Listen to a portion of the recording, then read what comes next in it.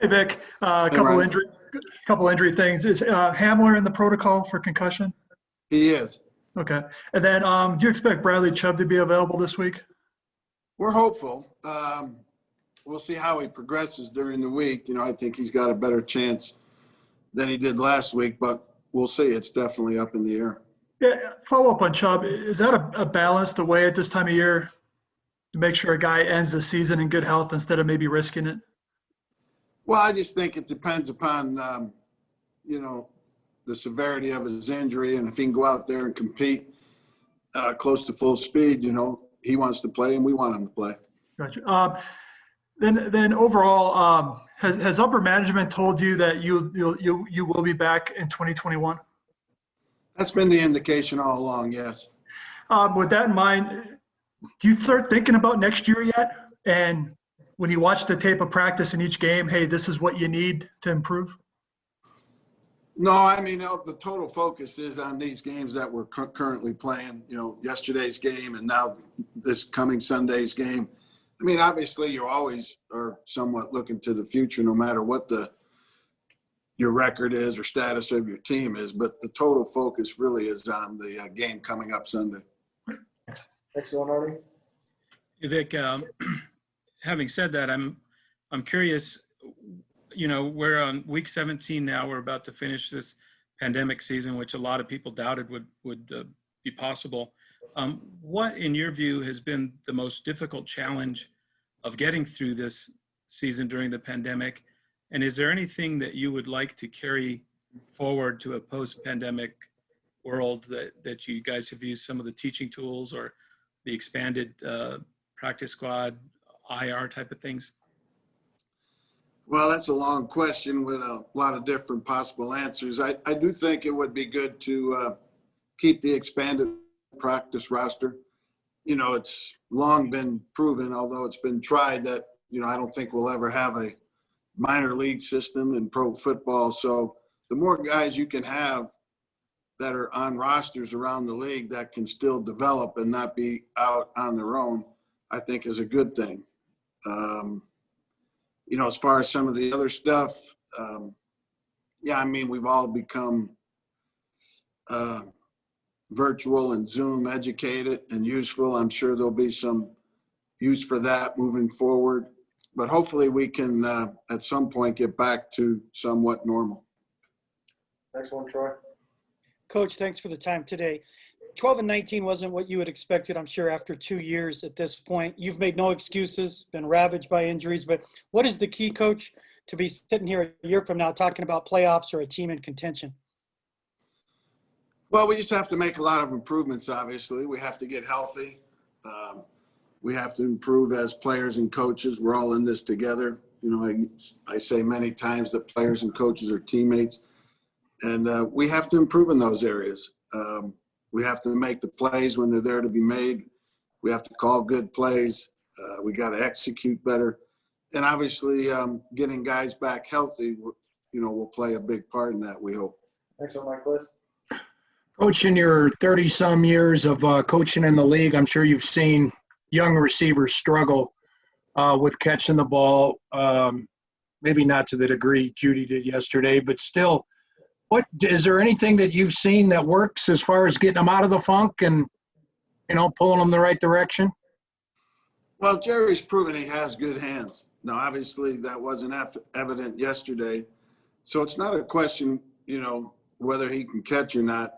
He's just got to get back to the basics of focusing a little bit more, make sure he has it, and not let anything distract him through the process of catching the ball. Catching the ball is job number one, and then running after the catch is job number two.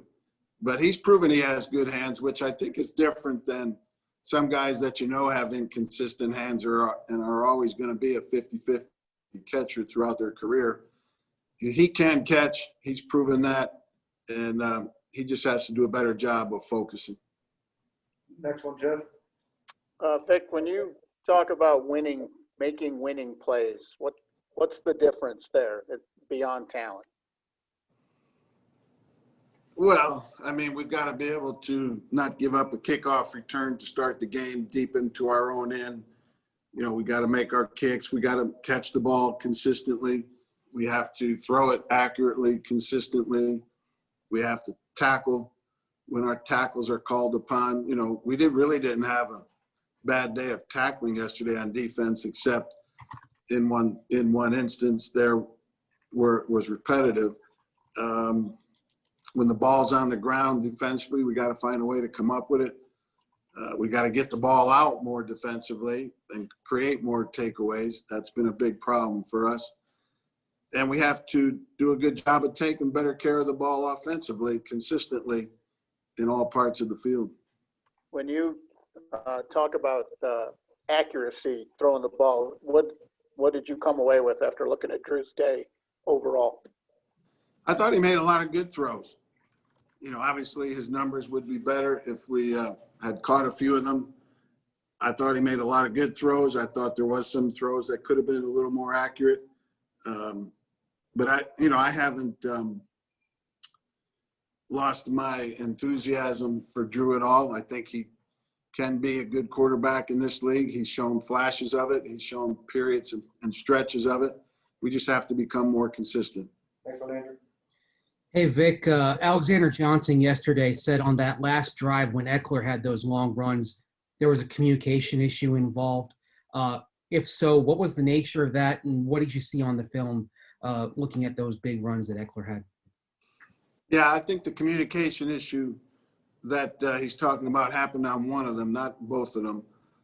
There was no communication issue on the first one. Second one, our D lineman made an adjustment that wasn't applicable to the call we were in, and got us a little bit out of whack. And that was where the longer run occurred. Next one, Nick.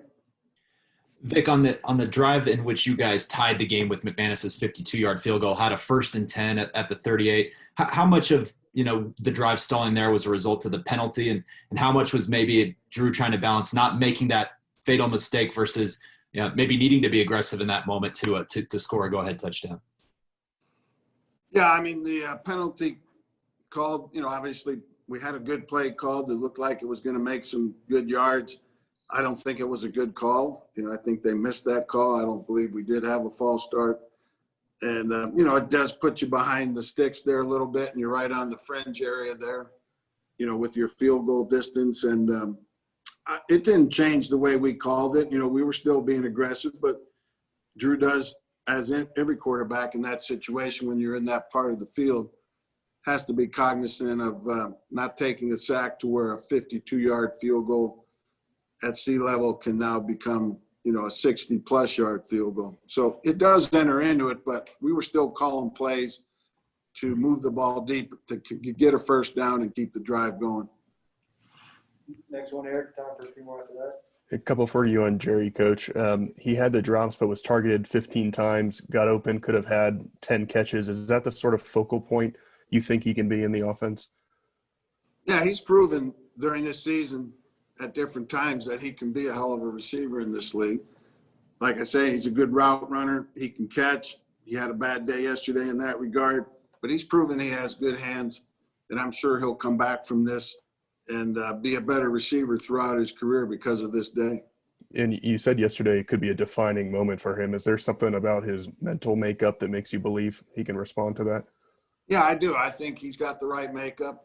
And when I say it's a defining moment, sometimes a guy drops a pass here and there, but yesterday he had a few of them, and I think he'll learn a lot from that the focus needs to be on catching the ball before anything else happens, regardless of whether you're in traffic or not. And I think he'll come out a better receiver for this. Next one, Brady. Coach, you guys faced the Raiders. Obviously, it was a tough fourth quarter, really more than anything there.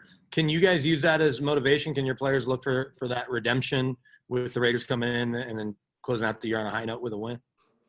Well, it's just the next game, to be honest with you. We're trying to win any game we can. That it's a team that we've already played, obviously not too long ago. There'll be a little bit more freshness in our mind as far as when we turn on the tape and watch them play, watch their offense, watch their defense. They're really good on offense. They're very varied. They're creative. They run it really good. They throw it really good. They got a dynamic tight end. You know, Aguilar's having a hell of a season. Jacobs is a hell of a back. You know, and obviously everybody knows how capable Carr is. And Mariota, if he gets in there, when he got in there in the one game, really excelled. So they're a tough, really tough offense to defend. They do a lot of things. They have a lot of good players. So that will grab our attention, I'm sure. Final two, George and Kyle.